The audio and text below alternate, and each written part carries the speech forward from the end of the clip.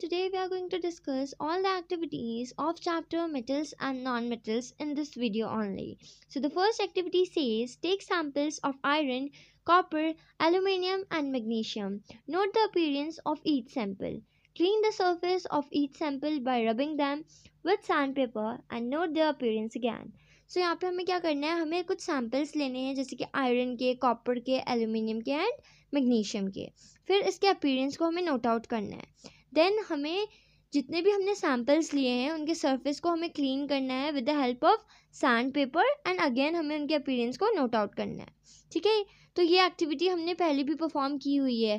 Do you remember first chapter में हमने magnesium की एक एक्टिविटी पढ़ी थी जिसे हमने सैंड पेपर से रब करा था. क्यों करा था रब? क्योंकि उसमें ऑक्साइड की एक लेयर आ जाती है जिसे हमें रिमूव करना होता है. तो हम यहाँ पे देखते हैं कि जब हम सैंपल लेते हैं जैसे कि आयरन का, तो बिफोर क्लीनिंग उसकी जो अपीयरेंस होती है वो डल ग्रेइश होती है. ठीक है, स्लाइटली रस्ट होती है. लेकिन आफ्टर क्लीनिंग हम देखते हैं कि वो बहुत ही अच्छा एक शाइनी ग्रेइश कलर हमें शो करता है. लेकिन वहीं पे अगर हम बात करें कॉपर की, तो वो बिफोर क्लीनिंग डल ब्राउन होता है एंड आफ्टर क्लीनिंग वो एक शाइनी रेडिश ब्राउन कलर हमें शो करता है. वहीं अगर हम बात करें एल्यूमिनियम की, तो वो बिफोर क्लीनिंग डल सिल्वरी होता है, लेकिन आफ्टर क्लीनिंग वो हमें एक shiny white bright silvery colour show करता है.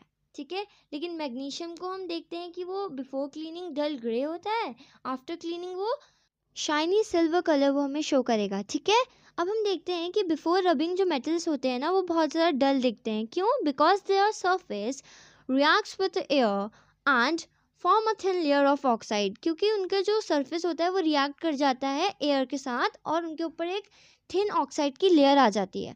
तो जैसे कि अगर हम बात करें आयरन की या फिर कॉपर की, जब वो रिएक्ट करेंगे ना एयर के साथ तो उनके ऊपर उनके ऑक्साइड की लेयर आ जाएगी. जैसे आयरन के ऊपर आयरन ऑक्साइड की आएगी, कॉपर के ऊपर कॉपर ऑक्साइड की आएगी, एल्यूमिनियम के ऊपर एल्यूमिनियम ऑक्साइड की आएगी. सिमिलरली मैग्नीशियम के ऊपर मैग्नीशियम ऑक्साइड की आएगी. तो इसी लेयर को रिमूव करने के लिए हम यूज़ करते हैं सैंड पेपर का. ठीक है, तो इस एक्टिविटी से हम क्या कंक्लूड कर पा रहे हैं कि जो मेटल्स होते हैं ना वो अपने प्योर फॉर्म में लस्ट्रस होते हैं. लस्ट्रस मीन्स बहुत ज़्यादा शाइनी होते हैं, शाइनी. ओके, तो यहाँ पे हम देखते हैं the dull appearance is due to the formation of oxide layer on exposure to air. जो डल अपीयरेंस थी वो इसलिए थी क्योंकि जो मेटल्स होते हैं वो रिएक्ट कर जाते हैं एयर के साथ और उनके ऊपर एक लेयर बन जाती है ऑक्साइड की जिसके वजह से वो डल दिखते हैं. बट रियल में मेटल्स क्या होते हैं? लस्ट्रस होते हैं, शाइनी होते हैं. तो ये एक्टिविटी प्रूव करती है कि जो मेटल्स होते हैं वो कैसे होते हैं? लस्ट्रस होते हैं. Now moving on to the next activity which says you have to take small pieces of iron, copper, aluminium and magnesium. Try to cut these metals with a sharp knife and note your observation. अब हमें क्या करना है, हमें कुछ छोटे छोटे pieces लेने हैं आयरन के, कॉपर के, एल्यूमिनियम और मैग्नीशियम के. ठीक है, और उनको कट करने की कोशिश करनी है with the help of sharp knife. ठीक है, और अपने ऑब्जर्वेशन को नोट आउट करना है. Then hold a piece of sodium metal with a pair of tongs. तो टॉन्च की हेल्प से हमें सोडियम मेटल को होल्ड करना है और यहाँ पे क्वेश्चन है कि आपको उसे केयर के साथ हैंडल करना है. ठीक है, सोडियम मेटल को केयर के साथ हैंडल करना है. Then dry it by pressing between the folds of a filter paper. अब हमें उसे क्या करना है? ड्राई करना है फिल्टर पेपर के बीच में रख के. ठीक है, then put it on a watch glass and try to cut it with a knife. हमें क्या करना है? सोडियम मेटल को हमें वॉच ग्लास में रखना है और उसे कट करने की कोशिश करनी है. ठीक है, तो हम यहाँ पे क्या ऑब्जर्व करते हैं वो हमें बताना है. तो जब हम आयरन को लेते हैं हम देखते हैं कि हम उसको इजीली कट नहीं कर पा रहे हैं नाइफ से.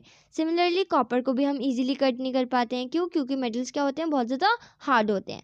लेकिन मैग्नीशियम में थोड़े एफर्ट्स लगते हैं बट वो कट हो जाता है. लेकिन वहीं अगर हम बात करें सोडियम की, जैसे हम सोडियम को नाइफ से कट करते हैं वो इजीली कट हो जाता है. क्यों? क्योंकि वो बहुत ज़्यादा सॉफ्ट होता है. तो हम यहाँ पे क्या ऑब्जर्व करते हैं कि sodium is extremely soft compare to other metal. Sodium बहुत ज़्यादा सॉफ्ट है. ठीक है, when freshly cut sodium shows a shiny surface but it quickly turns dull due to the reaction with air. जब हम सोडियम को कट करते हैं ना वो थोड़ा शाइनी सरफेस शो करता है बट अचानक से वो डल हो जाता है. क्यों? क्योंकि वो रिएक्ट कर जाता है एयर के साथ.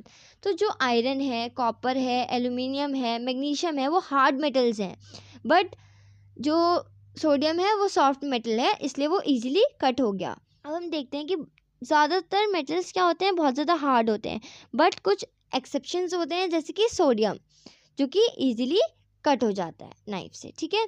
Sodium react quickly with oxygen and moisture form a dull layer. Sodium क्या करता है, बहुत जल्दी रिएक्ट कर जाता है ऑक्सीजन एंड मॉइस्चर के साथ, जिसकी वजह से उसके ऊपर एक डल लेयर फॉर्म हो जाती है, ठीक है। Freshly cut metals show lustrous but may become dull due to the reaction with air। हमने ये पहले वाली एक्टिविटी में भी पढ़ा कि जो मेटल्स होते हैं वो लस्ट्रस होते हैं बट वो डल दिख सकते हैं, क्यों, क्योंकि वो रिएक्ट कर जाते हैं एयर के साथ, ठीक है। सो ये एक्टिविटी क्या प्रूव करती है कि मेटल्स जो होते हैं जनरली वो बहुत ज़्यादा हार्ड होते हैं, बट कुछ एक्सेप्शंस हैं जैसे कि सोडियम, ठीक है। So now moving on to the next activity which is third activity, in which we have to take pieces of iron, zinc, lead and copper। तो यहाँ पे क्या करना है, हमें कुछ पीसेस लेने हैं आयरन के, जिंक के, लेड के एंड कॉपर के, ठीक है। देन इस मेटल को हमें स्ट्राइक करना है with the help of hammer, ठीक है। 4 to 5 टाइम आप इसको क्या करो, स्ट्राइक करो विथ हैमर। देन हमें ये रिपीट करना है अदर मेटल्स में एंड रिकॉर्ड करनी है अपनी ऑब्जर्वेशन कि क्या उस मेटल का शेप चेंज हुआ या नहीं, ठीक है। तो हम देखते हैं जब हमने आयरन को बीट किया with the help of hammer वो फ्लैट हो गया, वहीं पे जब हमने जिंक को बीट किया with the help of hammer वो टूट गया, लेकिन जब हमने लेड को किया वो भी फ्लैट हो गया, ठीक है। जब हमने कॉपर को बीट किया with the help of hammer वो फ्लैट हो गया विदाउट ब्रेकिंग। तो यहाँ पे हमने देखा आयरन का शेप तो चेंज हो गया लेकिन जिंक का नहीं हुआ, वहीं पे लेड का शेप भी चेंज हो गया एंड कॉपर का शेप भी चेंज हो गया। तो ये एक्टिविटी हमें क्या एक्सप्लेन कर रही है, ये कहती है कि जो मेटल्स होते हैं that can be beaten into thin sheets. हम मेटल्स को थिन शीट में बीट कर सकते हैं, क्यों, क्योंकि इनके पास प्रॉपर्टी होती है मेलेबिलिटी प्रॉपर्टी, जैसे कि iron and copper are malleable. Iron और कॉपर क्या है, मेलिएबल है, इसीलिए जब हमने उनको हैमर से बीट किया उनका सरफेस फ्लैट हो गया, ठीक है।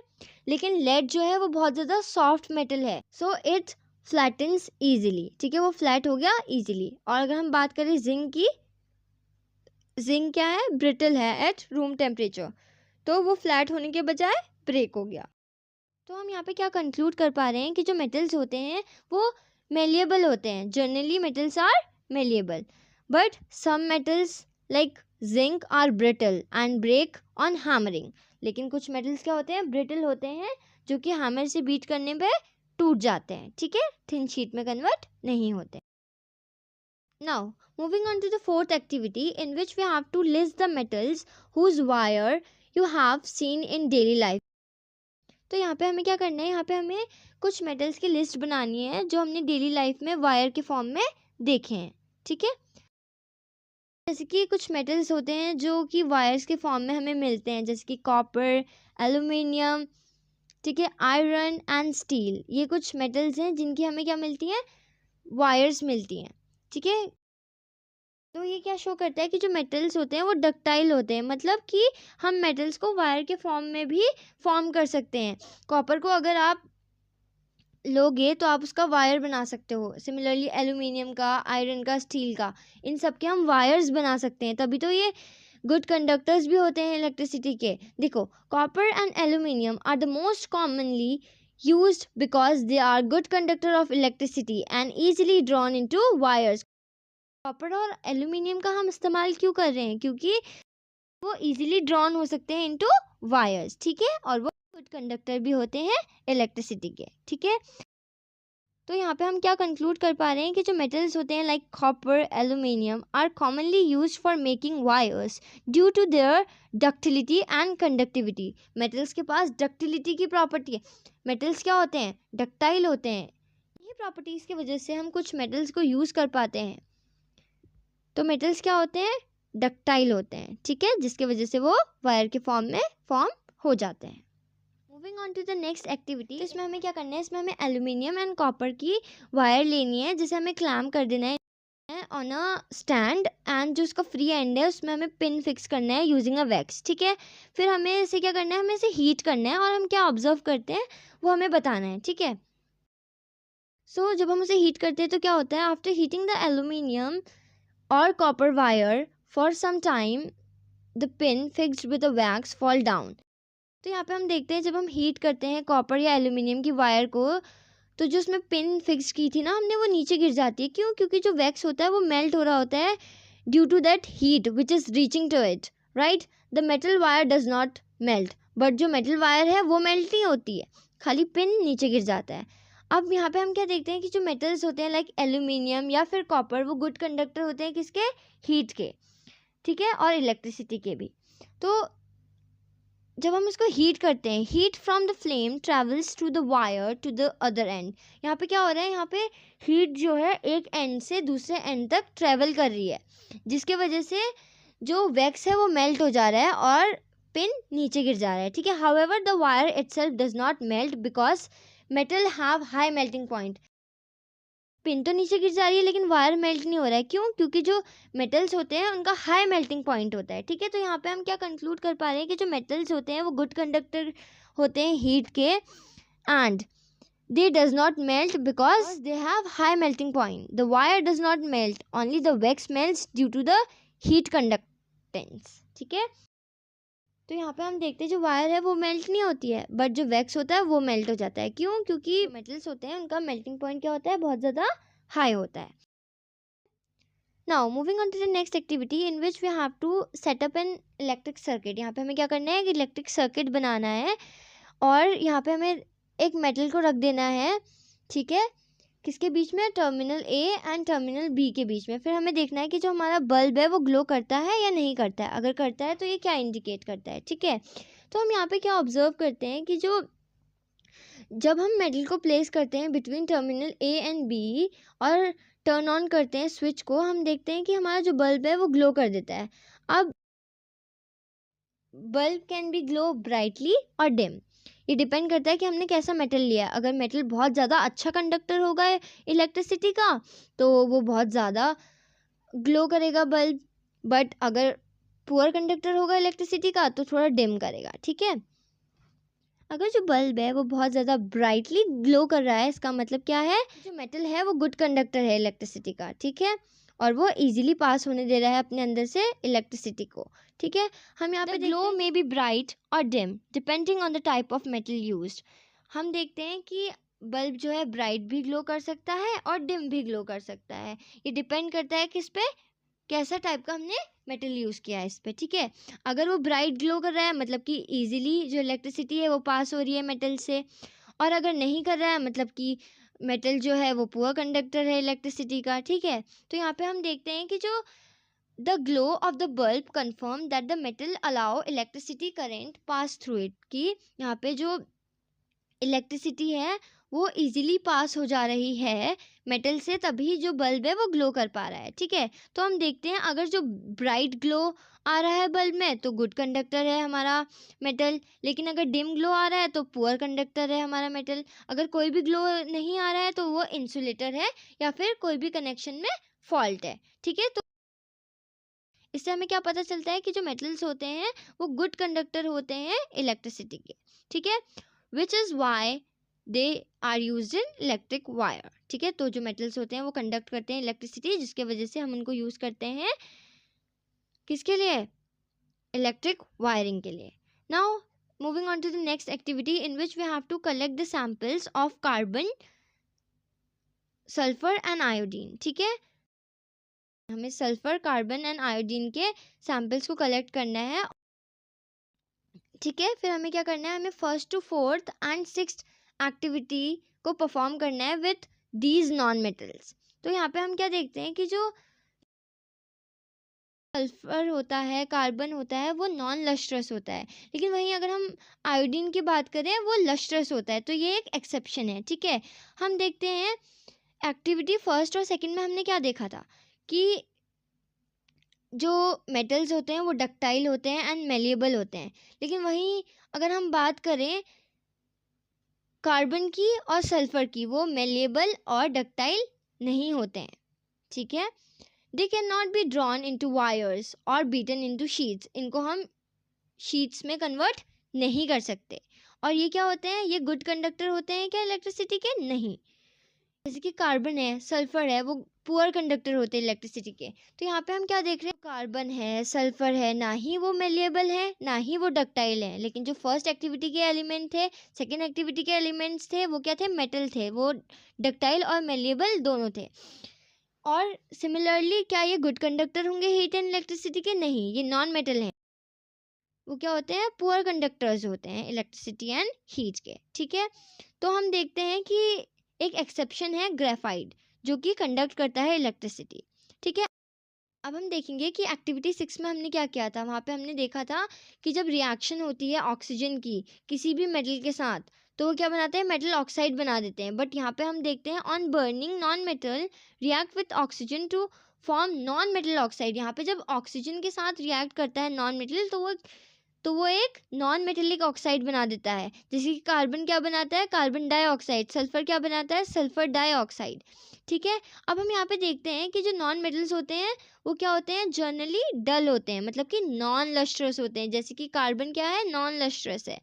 ठीक है, जो नॉन मेटल्स होते हैं वो ब्रिटल होते हैं, उनको हम शीट्स के फॉर्म में या वायर्स के फॉर्म में फॉर्म नहीं कर पाते, वो नॉन मेलिएबल होते हैं। ठीक है, और जो नॉन मेटल्स होते हैं वो पुअर कंडक्टर होते हैं किसके, हीट एंड इलेक्ट्रिसिटी के। और ये एसिड ऑक्साइड बनाते हैं जब ये रिएक्ट करते हैं ऑक्सीजन के साथ।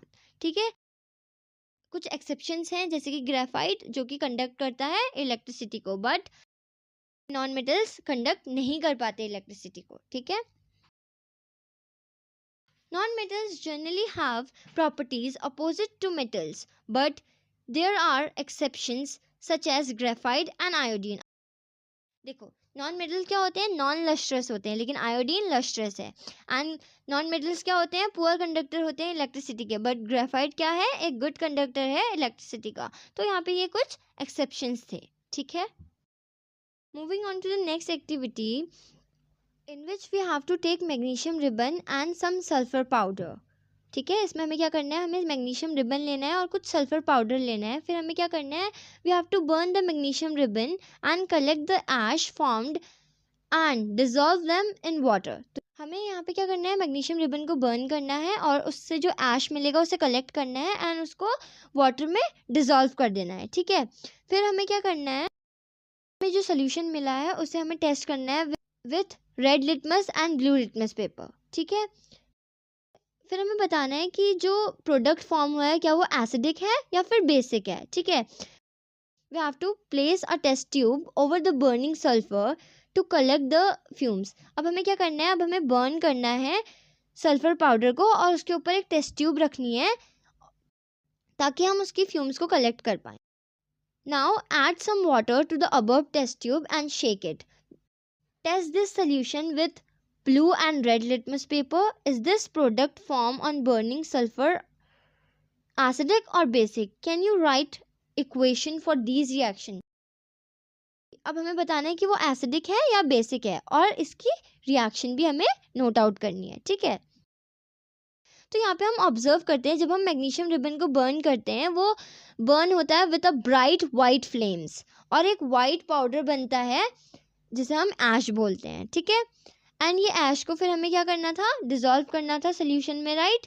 और हम देखते हैं कि जब हमने इस सोल्यूशन में रेड लिटमस पेपर को डिप किया तो वो ब्लू में चेंज हो गया। इट मीन्स ये क्या है, बेसिक है। मैंने बोला था ना, जब रेड लिटमस पेपर ब्लू में टर्न हो जाता है तो वो बेसिक होता है, B for base, B for blue. But blue litmus paper में वो कोई चेंज नहीं दिखाता। क्यों? क्योंकि ये सोल्यूशन क्या है, बेसिक सोल्यूशन है। ओके, नाउ जब हम सल्फर को बर्न करते हैं तो क्या होता है, sulphur Burns with a blue flame. ठीक है, अब हम देखते हैं जो गैस हमने कलेक्ट की थी ना टेस्ट ट्यूब में, उससे हमें पंजेंट स्मेल आती है। ठीक है, a gas with a pungent smell is produce. तो जब सल्फर बर्न होता है वहाँ पे एक गैस निकलती है जिसकी पंजेंट स्मेल होती है। एंड फिर हमने इसको टेस्ट किया विद ब्लू लिटमस पेपर तो ये रेड में कन्वर्ट हो गया। इसका मतलब ये क्या है, एक एसिडिक सोल्यूशन है। ठीक है, इसका मतलब ये कैसा नेचर शो कर रहा है, एसिडिक। क्यों? क्योंकि इसने ब्लू लिटमस पेपर को किस में कन्वर्ट कर दिया, रेड लिटमस पेपर में। ठीक है, और रेड लिटमस पेपर में कोई भी चेंज नहीं आया। तो जो प्रोडक्ट फॉर्म हुआ after burning the magnesium ribbon वो बेसिक था नेचर में, और जो प्रोडक्ट फॉर्म हुआ आफ्टर बर्निंग द सल्फर वो कैसा था नेचर में, एसिडिक। ठीक है, ये हमें शो करता है कि जो मेटल ऑक्साइड होते हैं ना वो बेसिक होते हैं नेचर में, वहीं जो नॉन मेटल ऑक्साइड होते हैं वो एसिडिक होते हैं नेचर में। ठीक है, अब हमसे पूछा गया था क्या आप इसकी केमिकल रिएक्शन लिख सकते हो, यस। तो जब हम बर्न करते हैं मैग्नीशियम रिबन को तो वो किसके साथ रिएक्ट कर रहा है, ऑक्सीजन के साथ। तो देखो मैंने रिएक्शन लिखी हुई है, जब Mg मतलब मैग्नीशियम रिएक्ट करता है ऑक्सीजन के साथ, मतलब जब हम उसको बर्न करते हैं तो वो क्या बनाता है, मैग्नीशियम ऑक्साइड। और जब हम मैग्नीशियम ऑक्साइड को रिएक्ट कराते हैं वाटर के साथ तो वो क्या बना देता है, मैग्नीशियम हाइड्रोक्साइड। सिमिलरली जब सल्फर को हम बर्न करते हैं तो वो क्या बनाता है, सल्फर ऑक्साइड। और जब मैं सल्फर ऑक्साइड को रिएक्ट कराती हूँ वाटर के साथ तो वो क्या फॉर्म करता है, हाइड्रोजन सल्फाइड। ठीक है, तो इससे क्या कंक्लूड हुआ कि जो मेटल ऑक्साइड होते हैं वो बेसिक होते हैं नेचर में, वहीं जो नॉन मेटल ऑक्साइड होते हैं वो एसिडिक होते हैं नेचर में। ठीक है, now moving on to the next activity.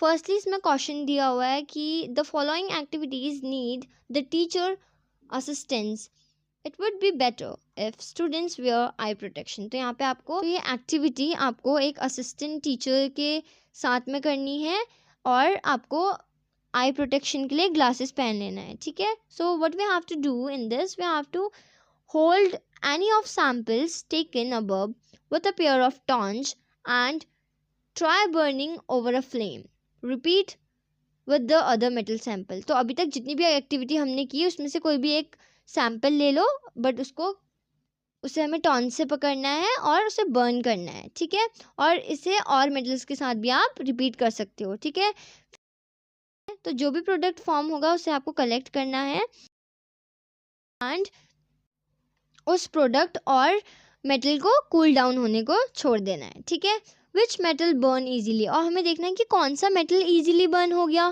Which flame colour did you observe when metal is burn, जब उसमें से फ्लेम निकलती है तो उसका कैसा कलर होता है वो हमें बताना है। ठीक है, एंड हमें बताना है how does the metal surface appear after burning, metal का सरफेस बर्न होने के बाद कैसा दिखता है। अरेंज करना है हमें इन मेटल्स को in decreasing order to their reactivity towards oxygen. ठीक है, and are the products soluble in water, हमें ये बताना है कि प्रोडक्ट सोल्यूबल है वाटर में या नहीं। तो हम यहाँ पे ऑब्जर्व करते हैं कि जो कुछ मेटल होते हैं वो तो इजीली बर्न हो जा रहे थे, बट कुछ मेटल इजीली बर्न नहीं हो रहे थे। जैसे कि मैग्नीशियम था वो इजीली बर्न हो जा रहा था with a white flame, and zinc Burns on strong heating with a bluish flame. Zinc क्या कर रहा है, स्ट्रॉन्ग हीटिंग में ब्लूइश फ्लेम प्रोड्यूस कर रहा है। लेकिन हमने देखा था जो आयरन था it does not burn easily, iron easily burn नहीं हुआ।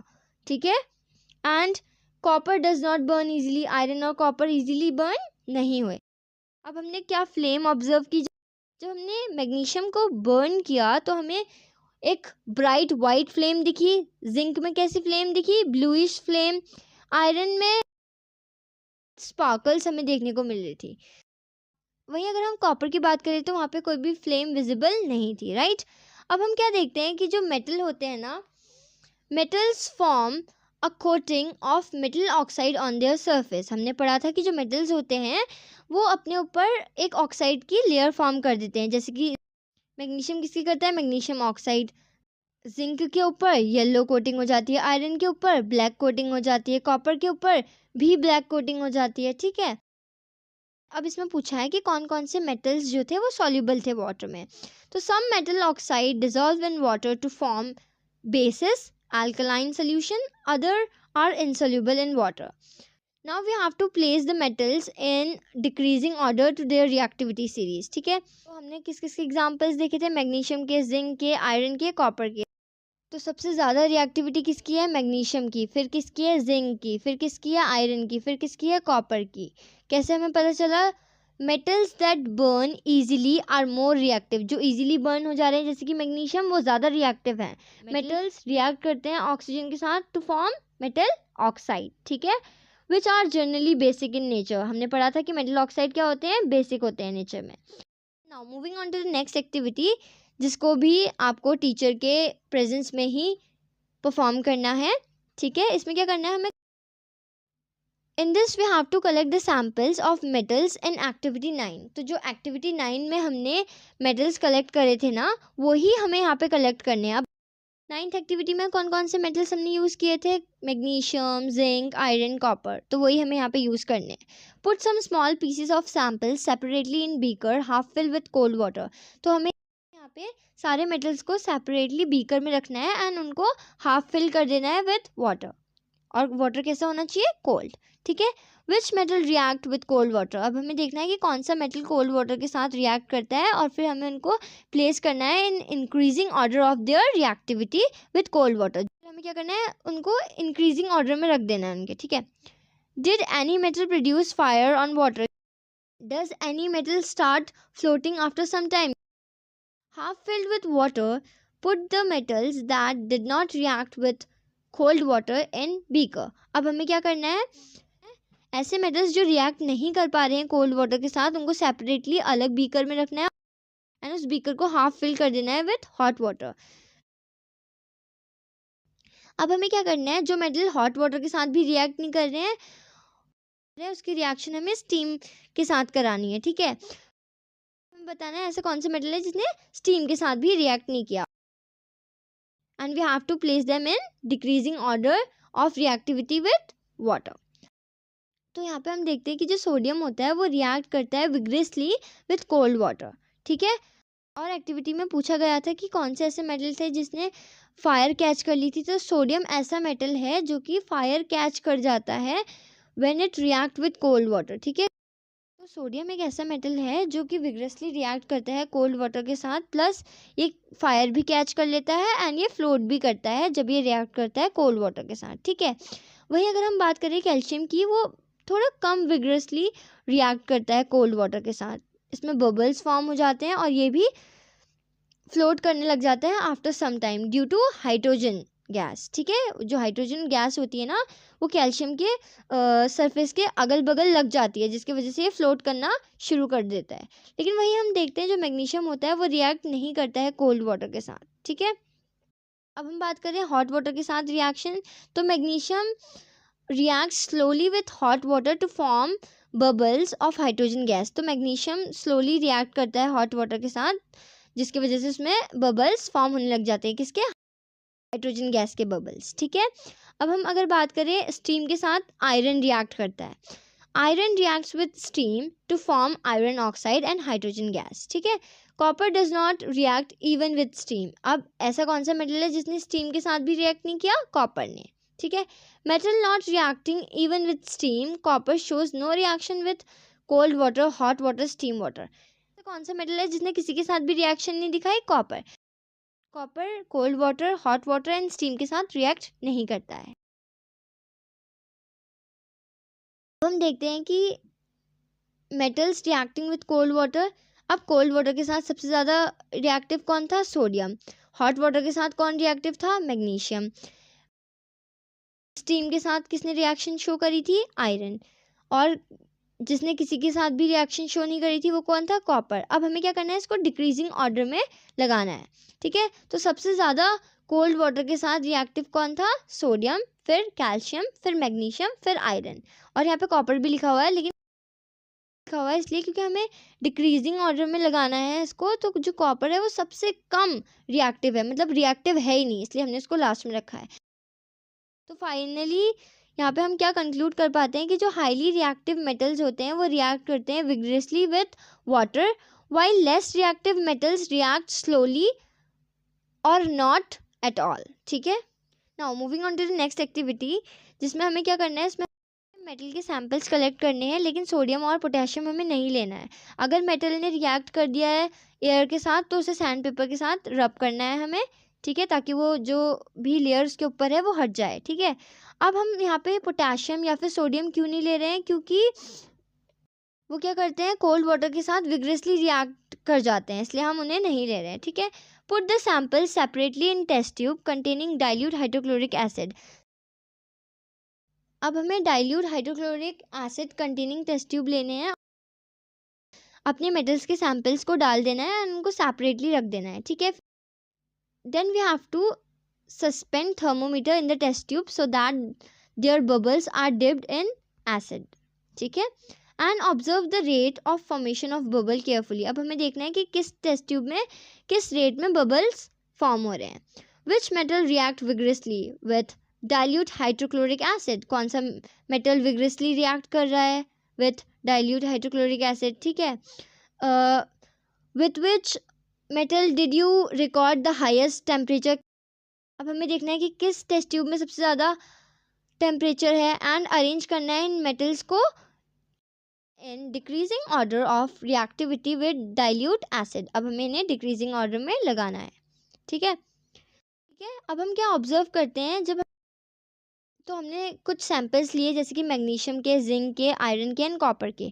हमने देखा जो मैग्नीशियम होता है वो विग्रेसली रिएक्ट कर जाता है किसके साथ? डाइल्यूट हाइड्रोक्लोरिक एसिड के साथ।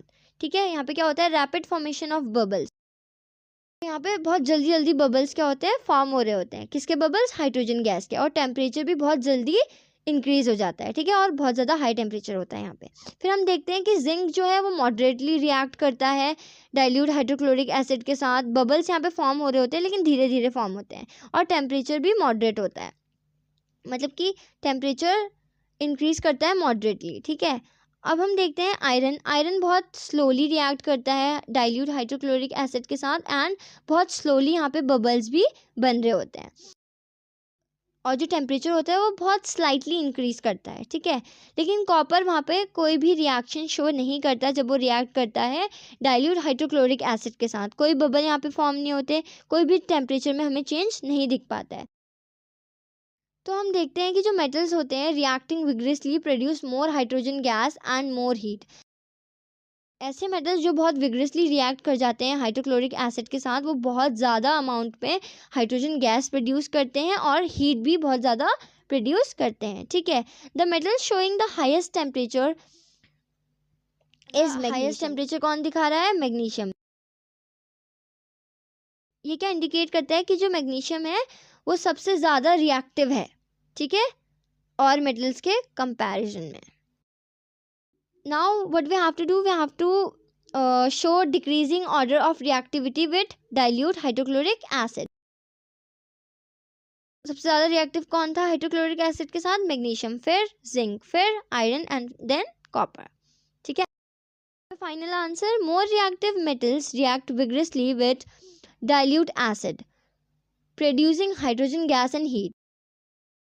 तो जो ज़्यादा रिएक्टिव मेटल्स होते हैं ना वो विग्रेसली रिएक्ट करते हैं with dilute acid and produce करते हैं hydrogen gas and heat. Now moving on to the next activity in which we have to take a clean wire of copper and an iron nail. Put the copper wire in a solution of iron sulfate and iron nail in a solution of copper sulfate taken in test tube. तो यहाँ पे हमें क्या करना है? हमें यहाँ पे क्लीन कॉपर वायर लेनी है एंड आयरन नेल लेना है। फिर हमें कॉपर वायर को आयरन सल्फेट के सोल्यूशन में डिप कर देना है। ठीक है, फिर हमें क्या करना है? आयरन नेल लेना है, उसको किस में डाल देना है? उसको कॉपर सल्फेट के सोल्यूशन में डाल देना है, और फिर आफ्टर 20 मिनट हमें अपनी ऑब्जर्वेशन को रिकॉर्ड करना है। In which test tube did you find that the reaction has occurred? अब किस टेस्ट ट्यूब में आपको लगता है कि रिएक्शन हुई होगी? On what basis can you say that a reaction has actually taken place? और किस बेसिस पे आप कह सकते हो कि जो रिएक्शन है वो हो गई है? फिर वो पूछते हैं कि can you call rate your observation for the activity 9, 10 and 12?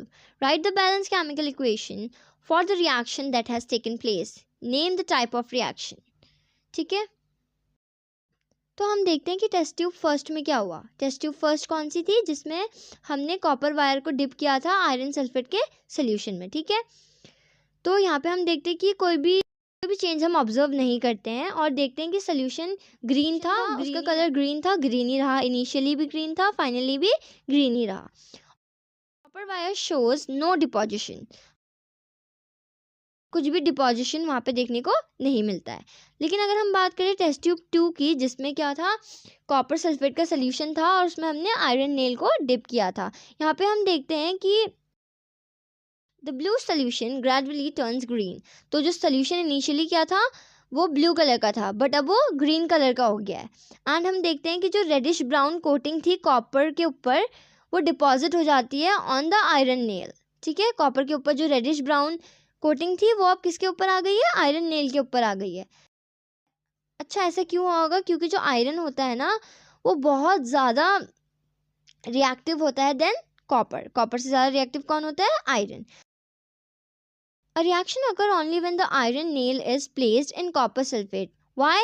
Because iron is more reactive than copper. तभी रिएक्शन होगी जब high reactive element low reactive element को डिस्प्लेस करता है. क्या आपने कभी देखा कि लो रिएक्टिव एलिमेंट ने हाई रिएक्टिव एलिमेंट को डिस्प्लेस कर दिया? नहीं.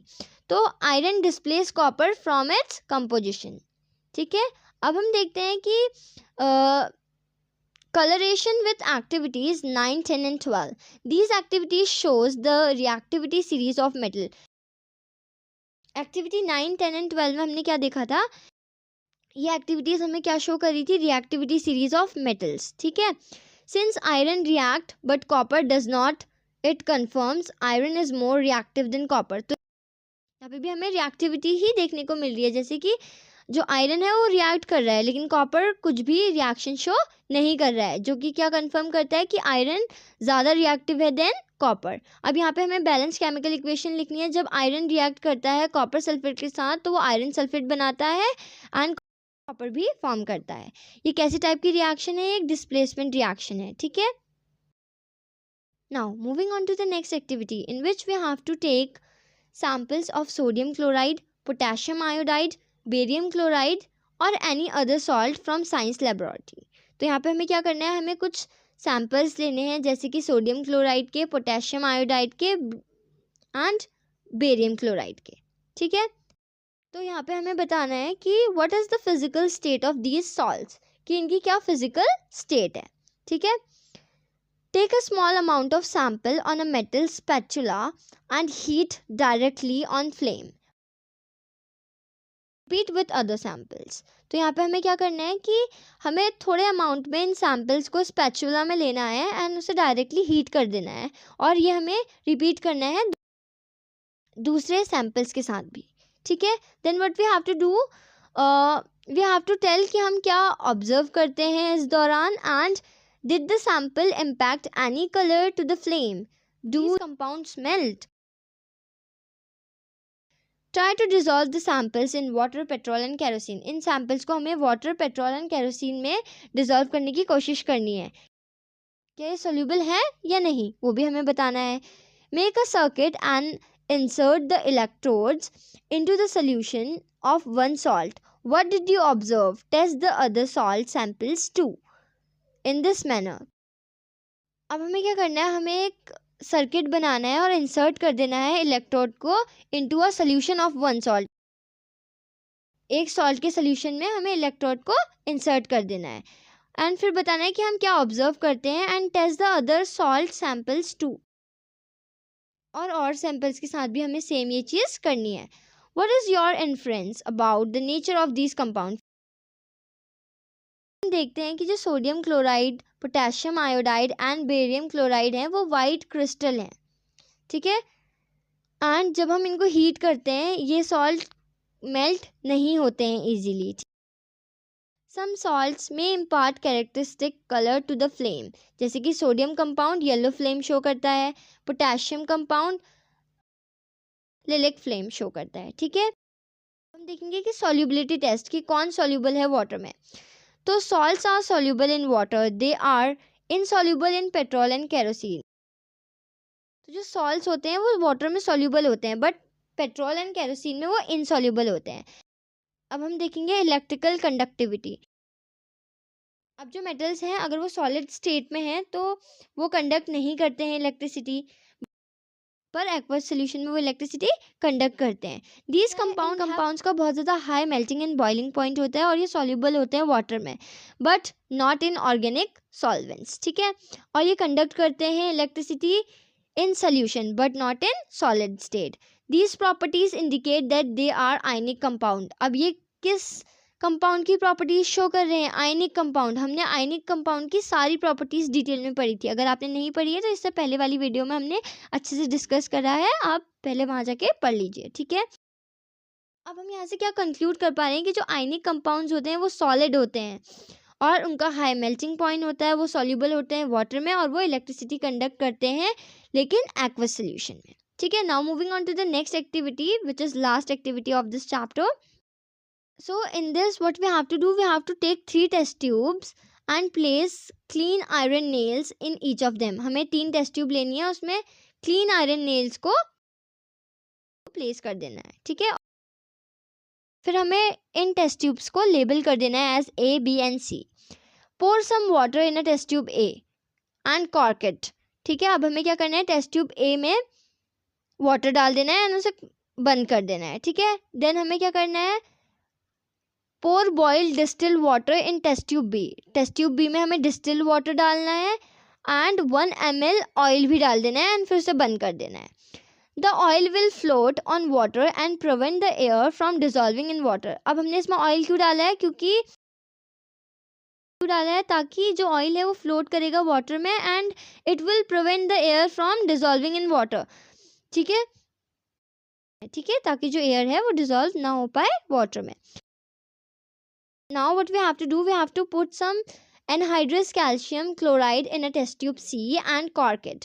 अब हमें क्या करना है, जो थर्ड टेस्ट ट्यूब थी ना, टेस्ट ट्यूब C, उसमें हमें कैल्शियम क्लोराइड डाल देना है और उसे बंद कर देना है। Anhydrous calcium chloride will absorb the moisture, if any, from the air. Leave this test tube for a days and then observe. अब हम यहाँ पे क्या करेंगे, एनहाइड्रस कैल्शियम क्लोराइड को डाल देंगे अपनी टेस्ट ट्यूब C में और उसे फिर बंद कर देंगे। यहाँ पे हम एनहाइड्रस कैल्शियम क्लोराइड क्यों यूज़ कर रहे हैं, क्योंकि वो क्या करेगा, हेल्प करेगा हमारी एब्जॉर्ब करने में मॉइस्चर को। अब हमें इन टेस्ट ट्यूब्स को कुछ दिनों के लिए छोड़ देना है और बताना है कि हमने क्या ऑब्जर्व किया। Now we will see what happen in test tube A। तो हम देखते हैं, the iron nail develops a reddish brown coating. तो आयरन नेल के ऊपर एक रेडिश ब्राउन कोटिंग आ जाती है, ठीक है। This shows that rusting has occur in the presence of both air and water. अब उस टेस्ट ट्यूब में एयर और वाटर दोनों ही थी, राइट, तो जिसके वजह से वहाँ पे रस्टिंग हो गई। अब हम देखेंगे टेस्ट ट्यूब B में क्या हुआ। टेस्ट ट्यूब B में जो आयरन नेल था उसमें कोई भी रस्टिंग हमें नहीं देखने को मिली। क्यों, क्योंकि उसमें हमने बॉइल्ड वाटर एंड ऑयल डाला था, राइट। अब बॉइल्ड वाटर क्या कर रहा है, वो रिमूव कर दे रहा है डिजॉल्व एयर को, जितनी भी एयर उसमें डिजॉल्व हुई थी उसने उसको रिमूव कर दिया। एंड ऑयल लेयर ने क्या किया, प्रिवेंट किया एयर फ्रॉम एंटरिंग, ठीक है। फिर हम देखते हैं कि टेस्ट ट्यूब C में क्या हुआ। The iron nail has show no rusting. उसमें भी आयरन नेल ने कोई रस्टिंग शो नहीं करी। क्यों, क्योंकि कैल्शियम क्लोराइड क्या करता है, एब्जॉर्व कर देता है सारे मॉइस्चर को। So no water is present. तो वहाँ पे कोई भी वाटर प्रेजेंट नहीं था। तो हमें इससे क्या पता चलता है कि रस्टिंग तभी होती है जब वहाँ पे दोनों चीज़ें प्रेजेंट होती हैं, ऑक्सीजन एंड वाटर, ठीक है। So thanks for watching, that's all for today.